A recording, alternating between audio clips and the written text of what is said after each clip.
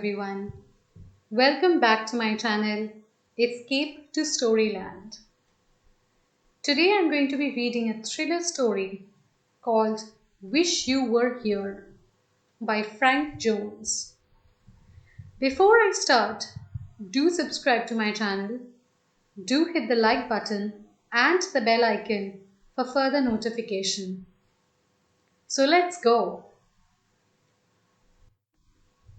Lawn ornaments are not capable of writing postcards from faraway places.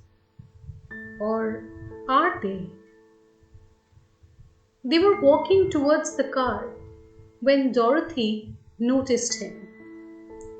"Isn't he a darling, Nora?" she said, stopping and pointing.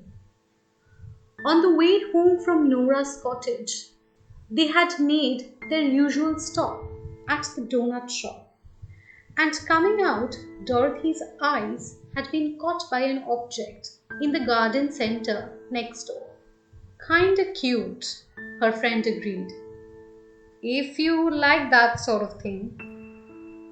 "But I do," said Dorothy, "and I know exactly the place for him.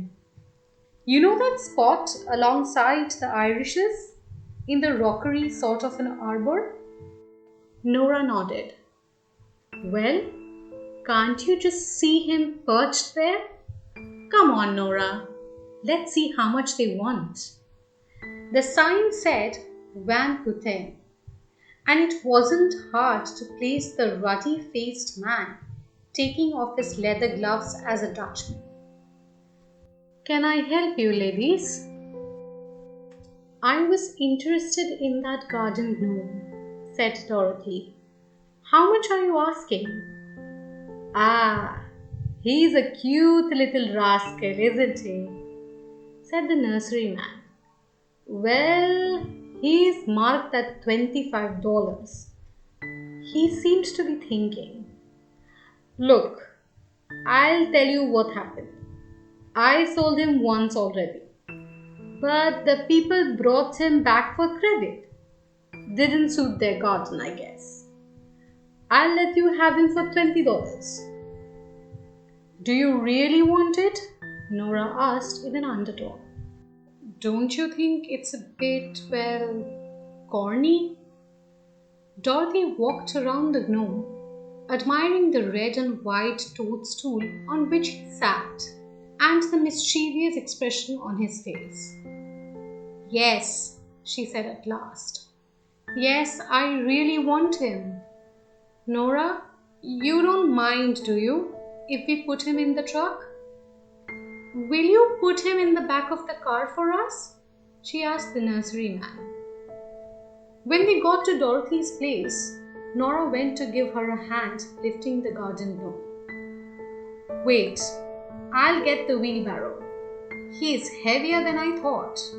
They rolled him across the lawn and then, bracing their feet against the rocks, lifted him into position. "Doesn't he look just perfect there?"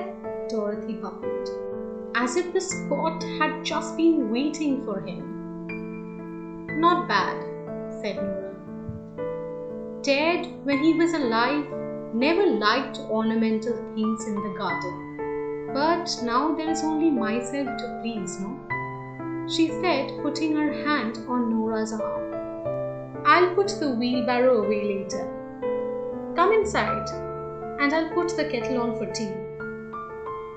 When Nora had gone home, Dorothy went out again and rotated the gnome until his lopsided grin was directed towards the living room picture window. "There, Mr. Gnome. Now I will be able to enjoy you winter and summer," she said. The gnome, with one eye half closed in the beginnings of a wink, seemed to be agreeing with her. "He sure looks cute, Mrs. Graham." She gave a start and turned around. It was only Norman, the mailman, standing there with his empty bag. But she felt her cheeks flush at the thought that he might have had heard her talking to herself.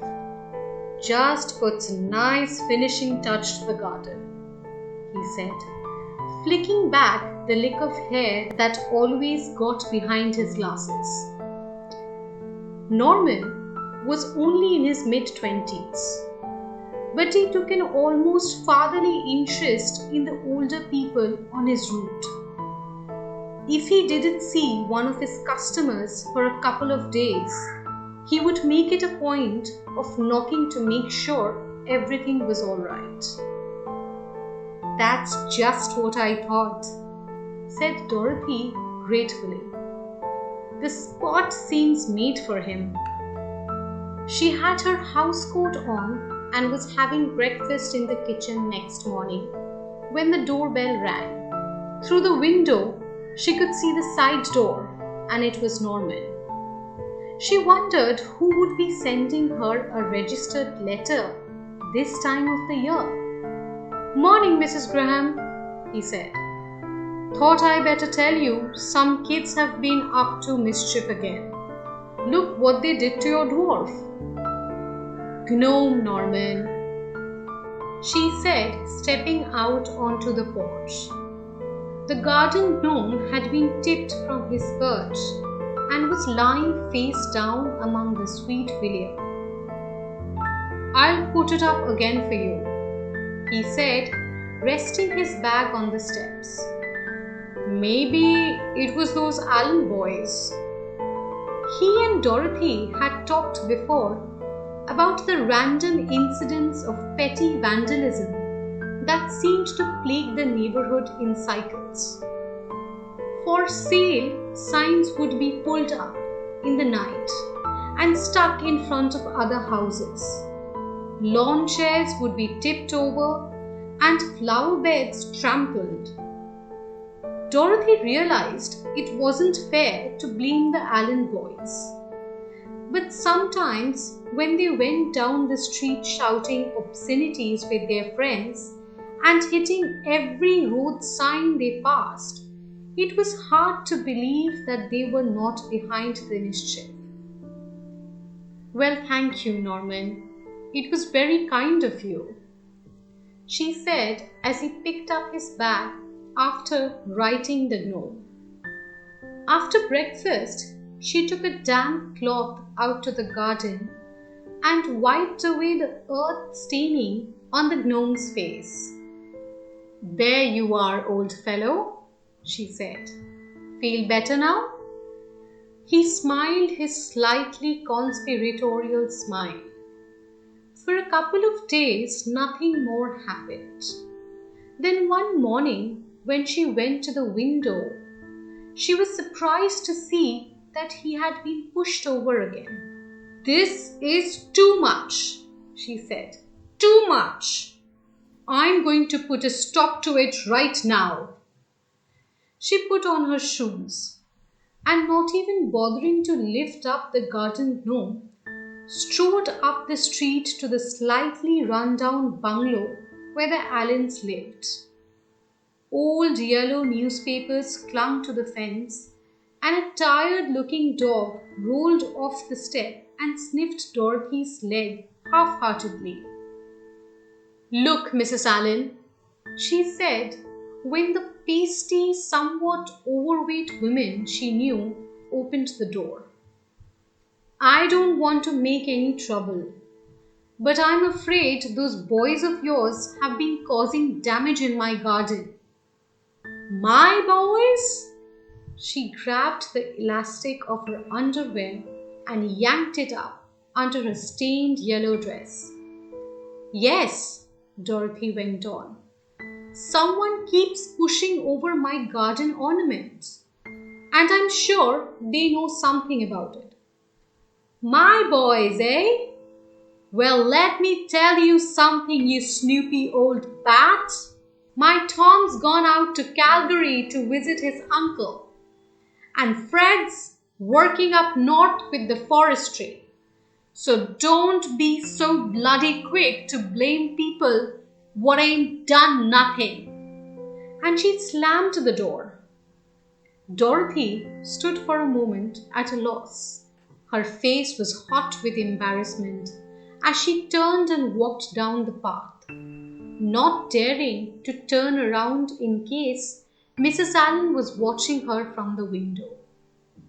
Next morning, the garden gnome was gone. At first, Dorothy thought he must be concealed among the clump of daylilies at the front of the rockery.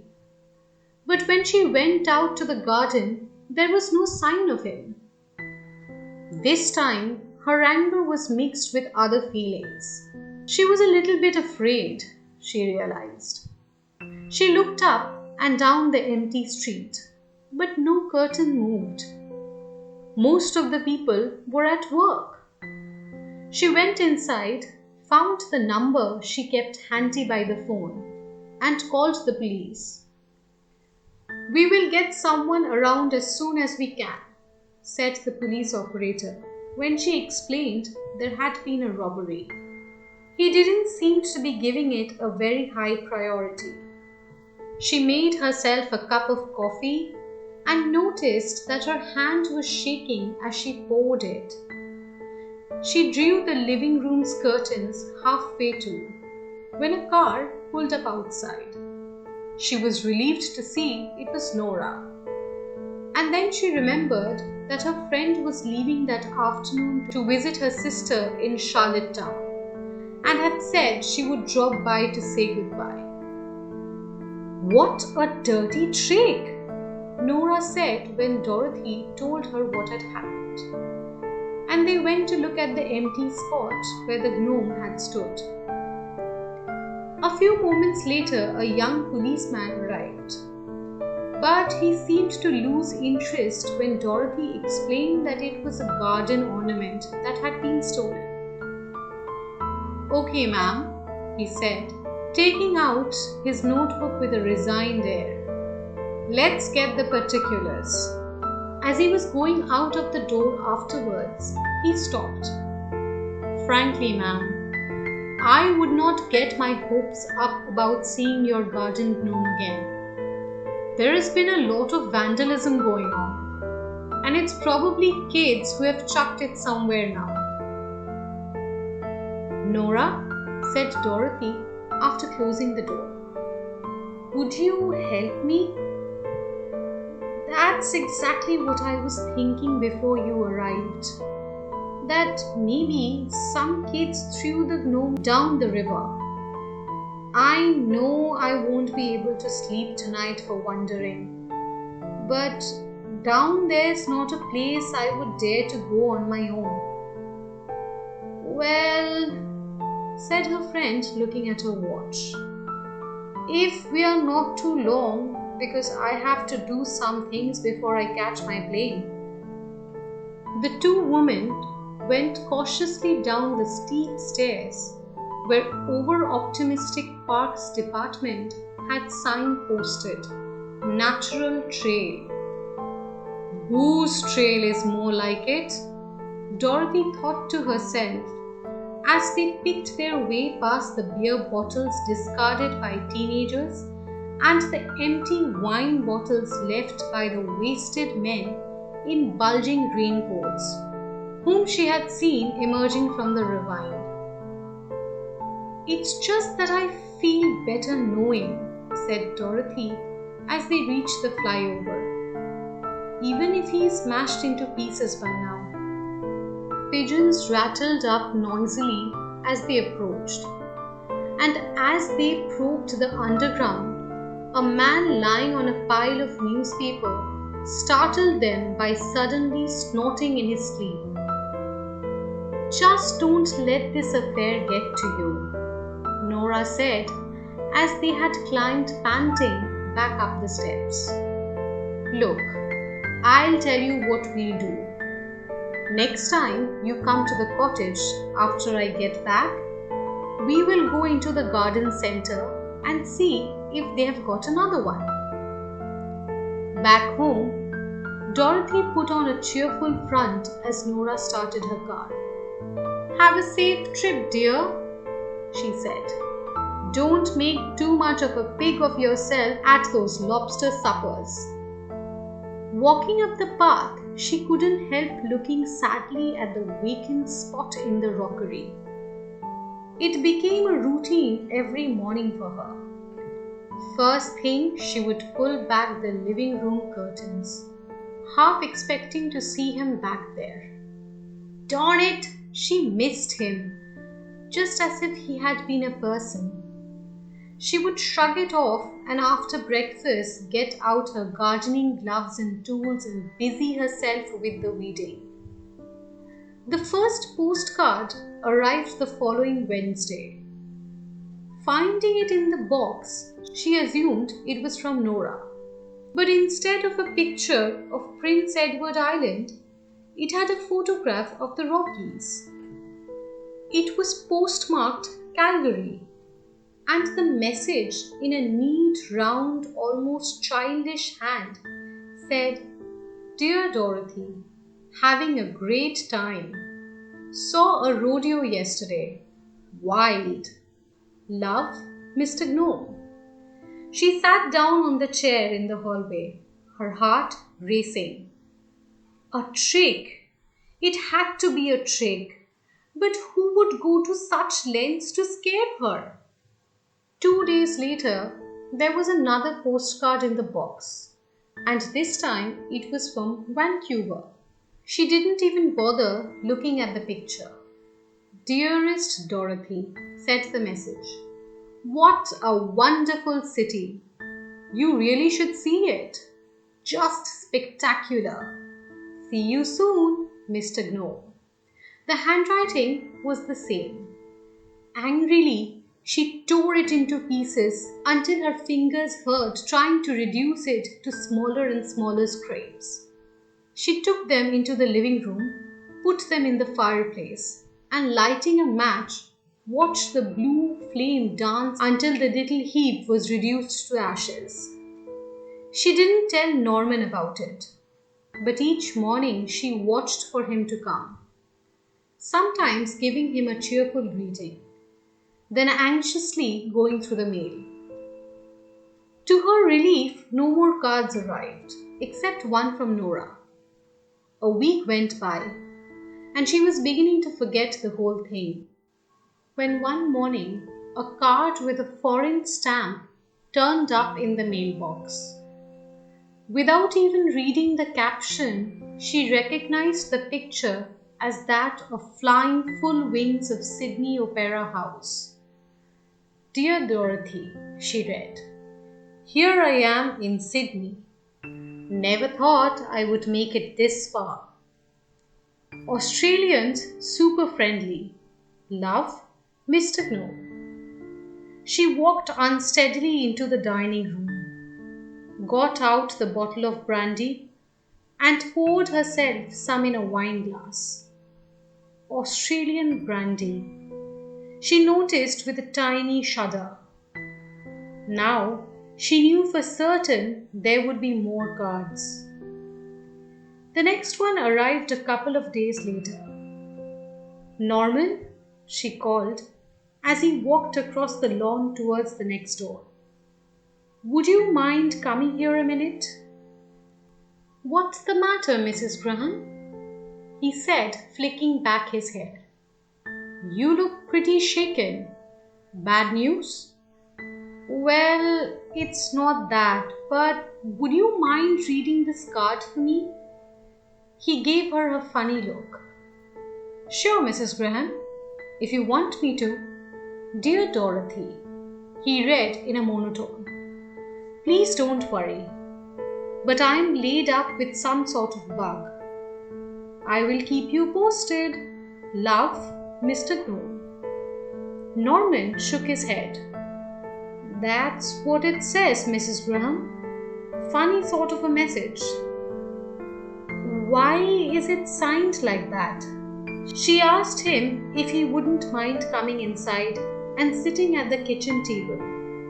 She showed him the first card she received. "Look, Mrs. Graham, I don't know who would do such a rotten thing like that, but you've got to do is pay no mind to it. You hear me? It's just someone trying to scare you, eh? Well, don't think about it. He slung his bag over his shoulder as he got up to go. That is what I'll do. I'll keep an eye open if any more cards come like that. I'll knock and I'll give it to you so you don't get scared. I mean, finding it in the box. That night, Dorothy had a strange, mixed up dream in which she looked outside and the gnome had come back. Only when she looked again, it wasn't the gnome at all, but it was Ted, who was sitting in the middle of the rockery in his pajamas. "Come inside, Ted, you'll catch your death," she called. "I can't, Dorothy," he replied. "I'm too ill. Help me, please." Then he got smaller and smaller, and his voice became squeaky until she could no longer hear or see him. In the morning, Norman met her at the door looking worried. "Fact is, Mrs. Graham, there is another card," he said, handing it to her. It was another view of Sydney. She turned it over quickly. "Dorothy," it said. The handwriting spidery and sprawling now.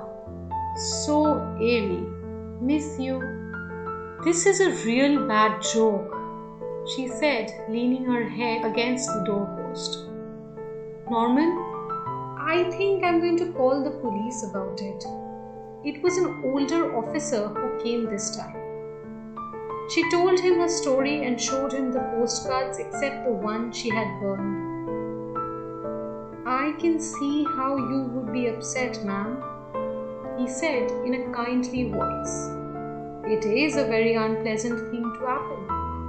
Is there anyone you think who can do this to you? Who has a grudge against you?" She couldn't remember any. And finally, he left with the same sort of reassurances Norman had given her. "If anything unusual happens, if you see any strangers hanging about the street, anything like that, you just be sure and call us," he said. Norman looked almost shamefaced when he brought her the postcard next day. "I have read it. I suppose I shouldn't have. But you must not get upset," he said, handing it to her. "Would you like me to stay while you read it?" She shook her head. "I'll be okay. Thanks, Norman." She sat down duly at the table and studied the picture of Sydney Harbour for several moments before turning the card over. "Dorothy, Doc says Operation My Only Hope. Pray for me. Feel so bad." The writing trailed off, and this time there was no signature. She felt her eyes stinging. She took off her glasses and put her head down on her arms. "Oh, please," she sobbed. "Leave me alone, whoever you are." She walked in the garden most of the day to distract herself. Then went out to dinner at the little French restaurant that had just opened at the shopping mall. Coming home, she turned on the television and then, unusual for her, watched not only 11 o'clock news, but a late movie that didn't end until 1. Even then, she couldn't sleep. When she finally went to bed, she turned on the lights to read a biography of Catherine the Great. It wasn't until 3 in the morning that her eyes dropped, and she reached out sleepily to turn off the bedside light. It seemed as if she hadn't been asleep for more than a few minutes when the phone rang. The red glow of the clock radio told her that it was 5:14 a.m. Dorothy grabbed her robe from the foot of the bed and, bumping her shoulder on the door, stumbled down the hallway to the phone table. "Yes, hello," she said. "Is this Mrs. Dorothy Graham?" It was a male voice, official sounding and faintly bored. "Yes, who's calling?" This is CNCP Telecommunications. We have a telegram for you. Shall I read it to you? Yes, but just a minute. Wait, I'll turn on the lights and I'll get a pen. It was unlike Dorothy not to be home at breakfast. Nora let the phone ring a few more times, then put down the receiver. She had thought of calling the night before, but it had been rather after, when she had arrived home from the airport. So she waited until the morning. Perhaps Dorothy was ill. Nora got her handbag from the bedroom, picked up her car keys from the mantelpiece, and went out to the garage. She passed an ambulance as it pulled out of Dorothy Street. It didn't seem to be rushing, and there was no siren. Probably someone must have died. Or maybe someone was coming home from the hospital, Nora thought. As she walked up the path, she was surprised to see a young man in a mailman uniform, sitting on the step with his head in his hands. "Where is Mrs. Graham?" she asked, and he looked up, startled. "They just took her away. Are you Mrs. Graham's friend? The one that was in Prince Edward Island?" Nora nodded. "She told me about you," he said. "I'm Norman." "Well, where on earth did they take her?" she said sharply. "What's the matter?" "It's terrible, really," he said, almost as if he hadn't heard her. "I found her, you see. I had another one of those cards for her, and I knocked on the door, but she didn't come. Well, I looked in the window and I could see her lying there on the living room floor, right in front of the big window. She wasn't moving, So, I went around the back and smashed open the window. She just looked sort of blue. I gave her mouth to mouth," he went on quickly. "I tried everything, but it was of no use. So I called the ambulance. She was gone." Nora steadied herself against the wall. "Gone? You look pretty shook up. You better come inside and sit down. I'm not feeling too good myself," said Norman. They went around to the back and Norman showed her where he had broken the window and put in his hand to open the back door. Nora walked through the empty rooms, then back to the kitchen where Norman was making them instant coffee. "I figure the postcards must have had something to do with it," he said. "That was a dirty trick." "What postcards?" "Didn't she write to you about them?" He looked around the kitchen, then reached up on the shelf above the sink. "Here they are. Someone took her gnome, then started sending her postcards from all over. And they are signed Mr. Gnome. Pretty weird, Nora read the cards, then laid them out on the table in front of her. "This one came only today," said Norman, pulling another card from his pocket and handing it to her. The picture was of Adelaide. "Dear Dorothy, just here for a couple of days before returning Sydney. Beautiful spot. Love, Mr. Gnome," the message read. Nora compared the date marks. It must have been held up. It was written before some of the later ones, she said. "Anyway, I better get back to work. I'm way behind." "Look, Norman," said Nora, making up her mind. "This is all pretty fishy. I think we should call the police. How do we know something didn't happen here last night? You carry on with your route, but I'll stay here for the police. Where can they reach you if they need to? I'll give you my number at home as well as my work number," he said, pulling out a red pen out of the holder in his shirt pocket. He looked around for a piece of paper and then pulled over one of the postcards and wrote in an empty space, "See, that's my name, Norman Stannard," he said, handing her the card. "Bye now." Nora went into the hall to phone, the card still in her hand. As she dialed, her eye caught a message scribbled on the pad by the phone. "The gnome died today," it said. She put the receiver back. Her heart was pounding. She looked at the card in her hand. "Beautiful spot," she read. Something trickled at the back of her brain. Two things trying to come together. She looked at the card again, at the round, childish handwriting. Then she noticed the writing in which the name and phone number had been written above the address. She got up and went to the front window. Norman, his bag slung over his shoulder, was walking down the street. She could hear him whistling. The tiny hairs on the back of her hands tingled.